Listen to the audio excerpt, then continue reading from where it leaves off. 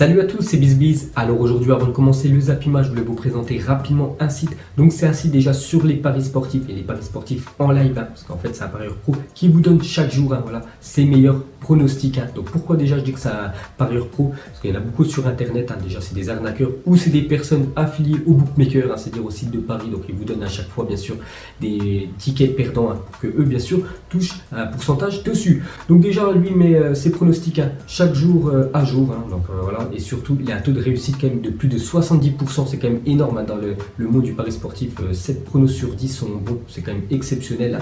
Et même mon frère le suit depuis quelques temps, il a déjà gagné quelques centaines d'euros, c'est plutôt avantageux parce que mon frère quand même il a commencé avec une toute petite mise et là je crois qu'il a déjà gagné pas mal d'argent. Et il y a même des parieurs voilà, qui mettent, on peut dire, beaucoup d'argent voilà, sur chaque pari, on va dire 100 euros sur chaque pari, qui ont gagné déjà plus de 10 000 euros voilà, sur ces derniers mois. Donc c'est pour vous dire les gars que c'est ultra efficace sa méthode. Donc en fait voilà, sa méthode, son concept, on peut dire, c'est de vous donner du mercredi matin jusqu'au dimanche soir, voilà, en direct, tous les pronostics, que ce soit sur le football, le basket, voilà, le tennis. Donc en fait, il chatte avec vous et vous donne les meilleurs cotes, on peut dire. Donc il en donne en moyenne une centaine par jour, ce qui fait quasiment 500 pronostics à la semaine. Bon après, ils sont pas tous bons, mais voilà, plus de 70% quand même sont bons. C'est pour vous dire que vous pouvez gagner pas mal d'argent. Et pour finir avec le site Tipster Live, donc si vous avez des doutes, on peut dire sur sa méthode ou sur les pronostics qu'il donne, vous pouvez toujours aller jeter un petit coup d'œil sur son site, parce qu'il est actuellement 100% gratuit. C'est surtout ça voilà, qui est vraiment avantageux. Il est gratuit. Bon après, ça m'étonnerait que dans les semaines qui vont arriver, qui sont encore gratuits. Donc voilà les gars, la fin de cette présentation du Tipster Live. Donc moi je vous conseille vraiment d'aller checker, on peut dire, son site, et vous m'en donnerez des nouvelles. Et bien sûr, les liens sont en première ligne de description. Maintenant, place aux Zappimage 633 et on va commencer avec un anniversaire. Aujourd'hui, c'est l'anniversaire de John Terry qui fête aujourd'hui ses 38 ans. Donc regardez le palmarès impressionnant de John Terry avec surtout son club où il a joué le plus souvent, bien sûr, c'est Chelsea. Donc regardez le nombre de fois où il a été champion d'Angleterre, Coupe d'Angleterre, Coupe de la Ligue anglaise, Charity Shield et la Ligue des Champions, la seule Ligue des Champions remportée à part Chelsea. John Terry faisait partie bien sûr de l'équipe, notre bon anniversaire à lui. Ensuite on revient en France et on va parler de quelques infos sur la prochaine journée de Ligue 1, donc officielle à la demande du gouvernement princier de la principauté de Monaco et en lien avec la préfecture des Alpes-Maritimes. La LFP annonce le report de la rencontre Monaco-Nice qui devait se dérouler ce soir. Donc un match de plus, on peut dire reporté, une date ultérieure. Donc hier j'avais dit que déjà je crois 3 matchs qui étaient reportés et un 4e match est reporté. Donc c'est Monaco-Nice qui devait se dérouler ce soir.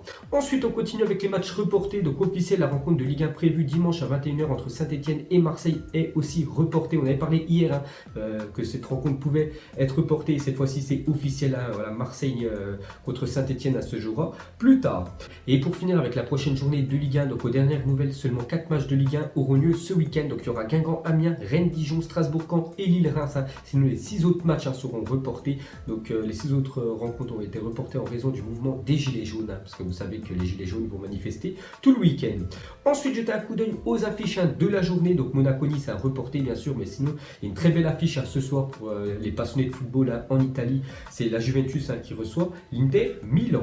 Ensuite, regardez le top 10 des clubs les plus en forme parmi les 5 principaux championnats. Donc depuis le début de saison, c'était à chaque fois le PSG à la première place, vu qu'ils avaient gagné 15 matchs sur 15. Et depuis voilà, leurs 2 derniers matchs, c'est 2 matchs nuls. Donc maintenant le PSG est 7e parmi les équipes, on peut dire, les plus en forme dans les championnats. Et c'est Manchester City qui a tout gagné. Je crois qu'ils sont à 7 victoires d'affilée dans le championnat anglais. Donc bien sûr, première position, Liverpool 2e et Juventus Turin 3e.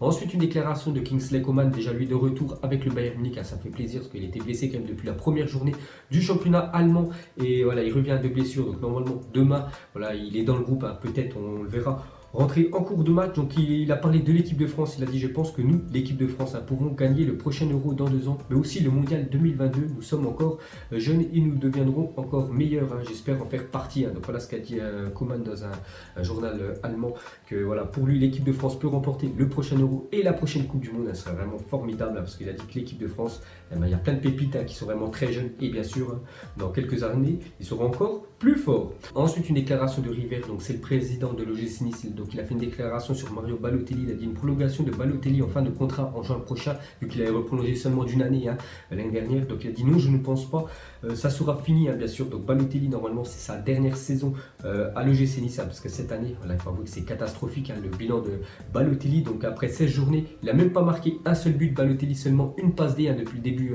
voilà, du championnat. Et on sait que à Nice, c'est quand même le salaire le plus élevé. Donc c'est c'est pour ça qu'ils ne peuvent pas le conserver, un joueur qui n'est pas assez décisif. Donc à la fin de l'année, bien sûr, il quittera le club du sud de la France. Ensuite, à parler de Danny Welbeck, ne prolongera pas son contrat. Le Lyon Arsenal, il quittera le club libre en juin prochain. Pour rappel, l'attaquant anglais est actuellement blessé, cheville cassée. Je me souviens, il s'est blessé, je crois, il y a quasiment un mois. Et grosse blessure pour lui, voilà, je crois qu'il est blessé quasiment pendant 6 mois, Danny Welbeck. On peut voir une autre mauvaise nouvelle pour lui, c'est parce que son club actuel, donc Arsenal, ne veut pas le reprolonger, donc il pourra bien sûr partir librement en juin prochain dans le club où il désire. Ensuite, une déclaration de Solari, donc il a déclaré que le Real Madrid ne souhaitait pas recruter cet hiver. Donc voilà les gars, le Real Madrid ne va acheter aucun joueur cet hiver. Peut-être plutôt l'été prochain, surtout voilà, avec le nom de Eden Hazard. On entend beaucoup parler, bien sûr, cette rumeur Eden Hazard au Real Madrid, mais cet hiver, il n'y aura aucune arrivée du côté de Madrid.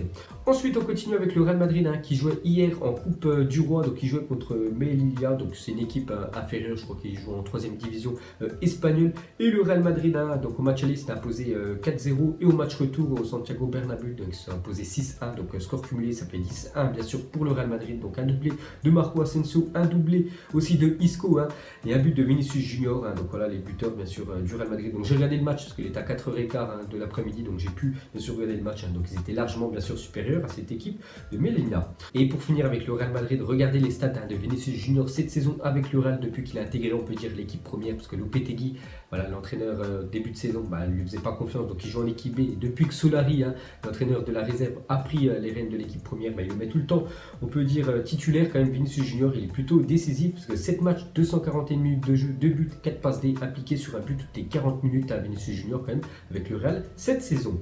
Ensuite, on va parler de David De Gea et son début de saison compliqué. Donc on va comparer par rapport à l'année dernière. Donc pour le gardien de Manchester United, donc l'année dernière c'était 15 matchs, ses 15 premiers matchs avec United, c'était seulement 9 buts encaissés, et cette année 15 premiers matchs, c'est 25 buts encaissés pour David De Gea. Donc après bien sûr il n'y a pas que lui qui est fautif, il y a aussi la défense, même toute l'équipe de Manchester United qui est trop une équipe quand même irrégulière. Donc cette année beaucoup plus compliqué pour De Gea que l'année dernière.